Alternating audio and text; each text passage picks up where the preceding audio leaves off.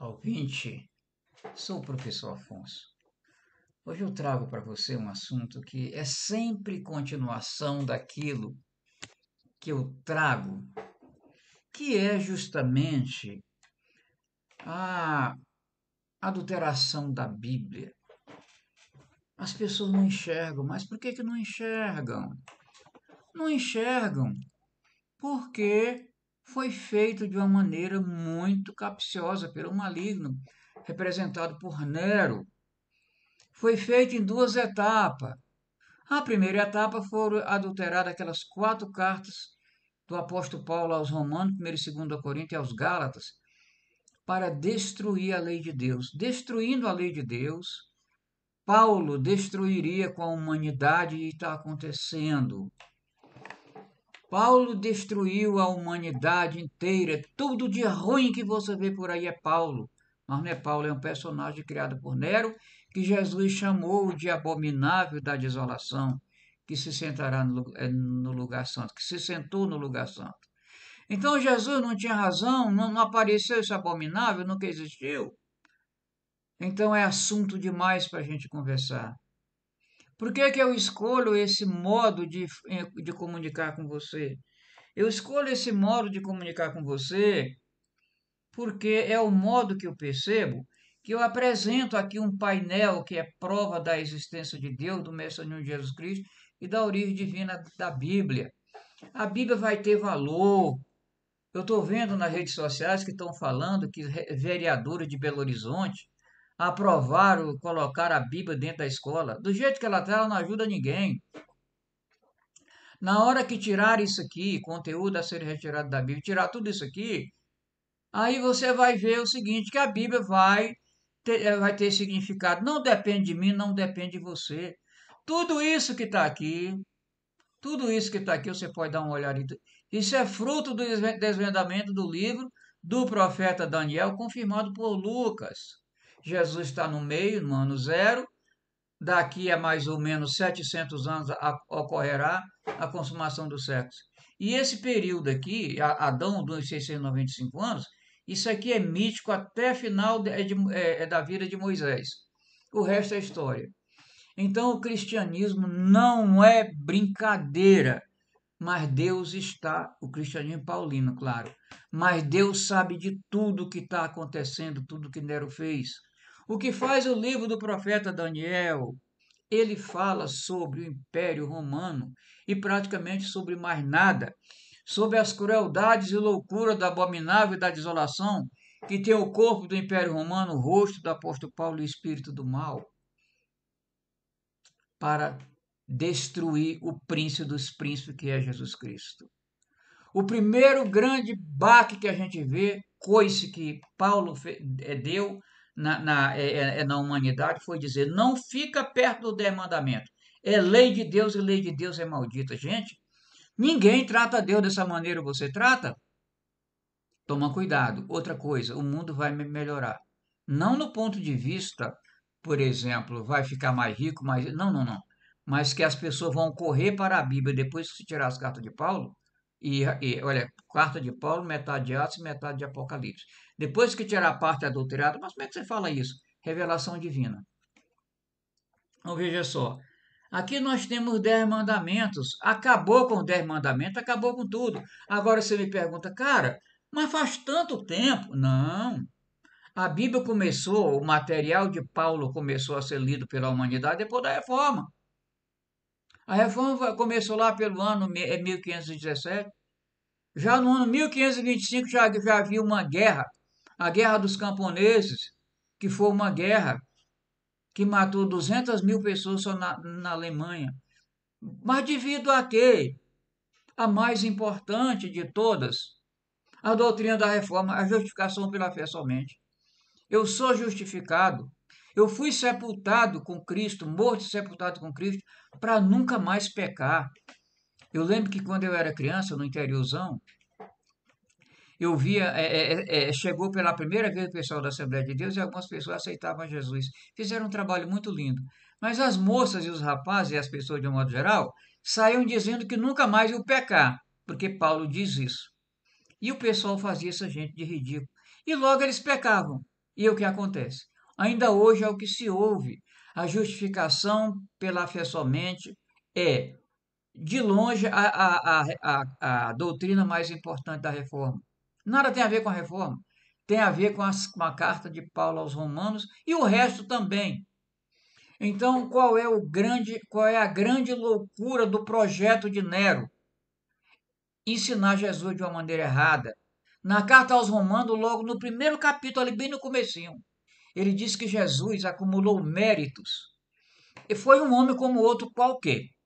Mas ele, de tanto obedecer, Deus olhou para ele e disse: Olha, cara, você preenche as condições para ser o Messias. E isso é o assunto de todas as cartas do apóstolo Paulo. Não! Jesus é um projeto eterno, ele veio para dar certo. Jesus não foi uma experiência como ensina Paulo. Jesus não foi uma experiência. Como diz o Einstein, Deus não joga dados. Jesus não foi alguém que foi que alguém disse, olha, vai. Um outro dia, olha, vai e tenta. Se der, tudo bem. Então, todas as teses de Paulo são nesse sentido. Ah, mas ele obedeceu até a condenação de morte, morte de cruz. Mas ele foi elevado, o nome dele acima de todos os outros. O projeto não foi esse. Deus sabia de todas as coisas que aconteceram aqui que estão escritas no livro de Daniel. Foi escrito 6 séculos antes de Cristo e aconteceu tudo. Essa questão de a salvação ser o grande problema que todos nós devemos conquistar, aperfeiçoar, isso é loucura. Deus nos fez anjos, não deuses. Aí o que que acontece? Lá no Éden, o ser humano deu uma tropeçada e caiu. E o que que o abominável da desolação ensina com seus servos ensinam? Ensina assim, olha, acabou. Agora, acabou. É inferno.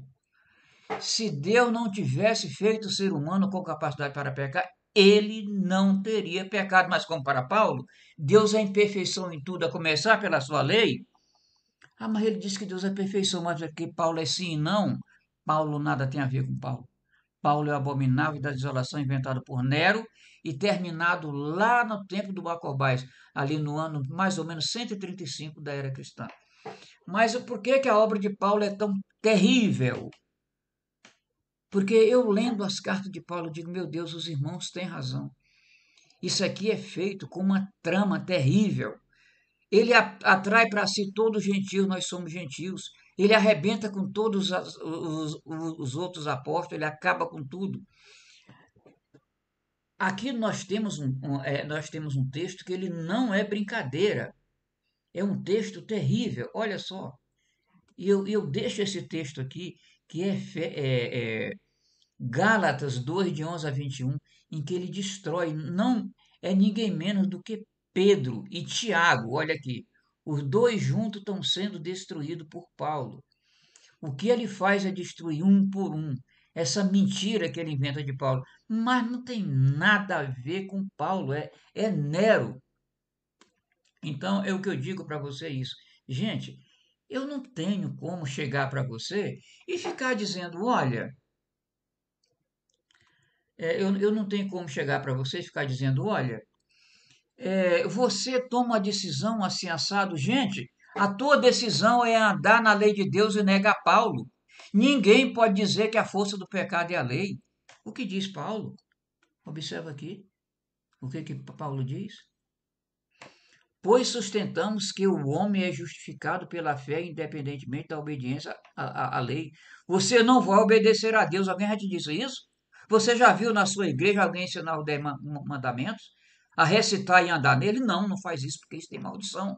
O abominável diz que tem maldição e nós somos servos do abominável. Acabou.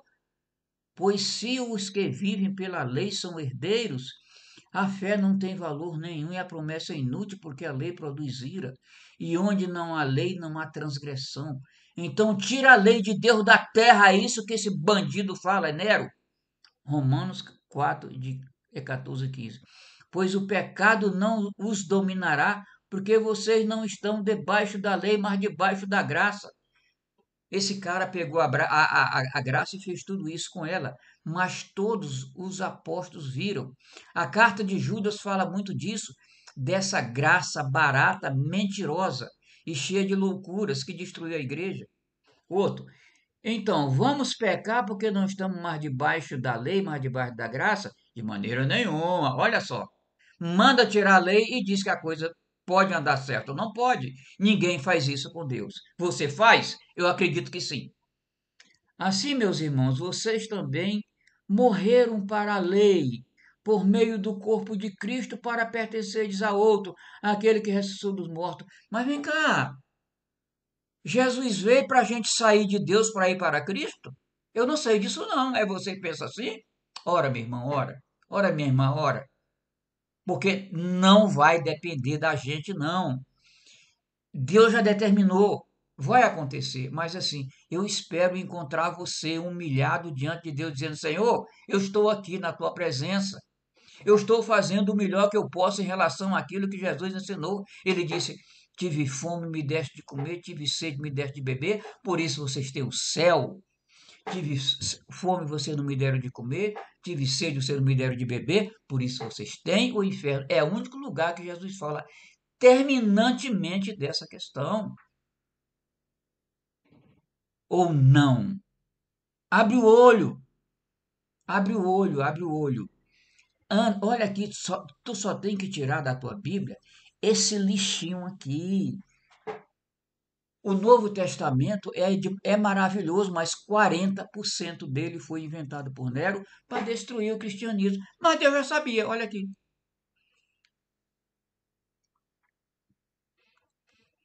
Sabia de tudo. Olha aqui. Olha esse coisa aqui, esse painel aqui. Ele sabia de tudo. Ele sabia de tudo. Olha esse painel aqui. Esse painel é o desvendamento do profeta Daniel. Então vejamos só. Isso aqui é muito importante. Você entender o seguinte, que isso aqui está apenas em Romanos e alguma coisa em Coríntios e Gálatas. A obra de Paulo é devastadora. O que são as outras 10 cartas? De Efésios até os Hebreus. É uma carta escrita conhecendo 100 anos de cristianismo maravilhoso que deu certo.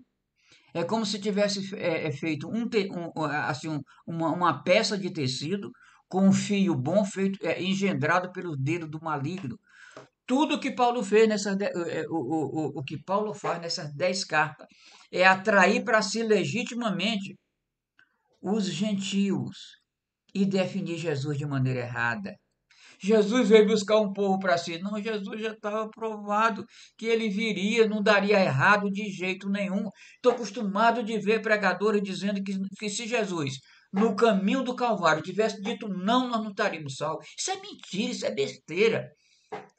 Deus vai te manter como anjo na presença dele, segundo Apocalipse 5, 11, 12. Jesus disse que vai te dar o mesmo poder que ele recebeu de Deus e até comparou o poder que você vai ter. Aquele anjo que trouxe a mensagem é um anjo resultante de ser humano. Esse anjo, ele por 2 vezes se prostrou diante do. Esse anjo, por 2 vezes, João se prostrou diante dele, ele não aceitou. Todas as vezes que alguém se prostrou diante do anjo, o anjo aceitou. Então ele é resultante de ser humano e ele ainda deu a justificativa. Eu sou o conservo teu, eu sou humano como você. Então o Apocalipse perde totalmente o sentido quando aquelas loucuras que Nero introduziu merecem toda a atenção e Deus é ira, porque Paulo diz. Então assim, gente, eu queria dizer para você o seguinte: leva para tua casa essa lei, eu estou te oferecendo, leva para casa, é de graça. Não, você não paga nada. Olha, não terás outro Deus diante de mim. Não farás para ti nenhum ídolo. Não tomarás em vão o nome do Senhor. Lembre-te do dia do sábado para santificá-lo. Honra teu pai e tua mãe. Não matarás, não adulterarás, não furtarás, não darás falso testemunho, ou seja, não mentirás, não cobiçarás. Leva para casa. Isso é tão bonzinho, não custa nada. Paulo diz que não. Isso aí tem maldição, não faz isso não. Porque Jesus recebeu a maldição de cruz porque cumpriu toda a lei. História é essa?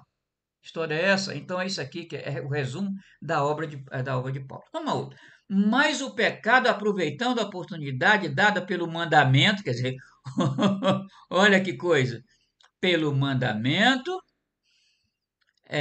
produziu em mim todo tipo de desejo cobiçoso, pois sem a lei o pecado está morto. Antes eu vivia sem a lei, e quando o mandamento veio o pecado reviveu e eu morri. Porque aquilo que a lei foi incapaz de fazer, o cara arrebentou com a lei de Deus. Você também faz o mesmo? Faz. Se você aceitar, se você aceitar que isso aqui continue sendo uma regra, que aqui contém a regra para a sua vida, isso aqui não vai ser nada para você. Te coloca diante de Deus que Ele quer falar com você. Ele quer muito falar com você. Ele quer falar com toda a humanidade. E ele vai falar com toda a humanidade, um por um, bonitinho. Estamos a 700 anos do fim. Pensa nisso, pensa nisso. Eu não quero te ensinar aquelas coisas que são difíceis, porque em teologia cristã não tem dificuldade. Jesus, o Espírito de Jesus Cristo é uma porção do Espírito Santo, a essência de Deus, atribuída a um ser humano, com poder suficiente para nos trazer a graça, a verdade e confirmar a lei. Quando ele foi morto, ele entregou essa porção ao Pai e voltou ao seio do Pai para ser um com ele como está hoje lá. É assim que é Jesus. Jesus não é o que eles dizem, que Jesus está comendo churrasco no céu, ressuscitou em carne e osso. Aquele é teofania, do mesmo jeito que os anjos apareciam e comiam. É teofania. Mas Paulo não gosta de anjo. Paulo diz que anjo é tão vagabundo que ele realmente eles tiveram a coragem de ficarem no Sinai assistindo Moisés dar aquela lei para os seres humanos. Gente, que loucura! Você precisa dos anjos. Anjo é uma extensão de Deus. Anjo tem autoridade de Deus. Anjo é representante de Deus. E é isso que você vai ser na eternidade. Você é um anjo ainda não glorificado. Mas eu estou insistindo com isso aqui. Leva para você o 10 mandamentos, põe na sua casa. Cumpre com os 10 mandamentos que o teu espírito, Deus vai falar com o teu espírito e vai dizer que você está certo. E que os pregadores, teóricos e cristãos, em quem você tanto confia, estão errados. Vem para cá, deixa um like nesse vídeo. Vem comigo. Existe uma página na internet www.vidareta.com. O nome da página é esse: www.vidareta.com. Vidareta.com. Lá você encontra os meus 3 livros que eu falo sobre isso. Mas tem um Apocalipse, Daniel de Verdade, que esse você tem que ler primeiro. De graça, você baixa lá, em PDF, é um livro com 200 e tantas páginas. Você vai gostar desse livro onde isso aqui tudo é contado minuciosamente, justificando isso aqui. Muito obrigado por ter visto esse vídeo até aqui. Um abraço, tudo de bom para você.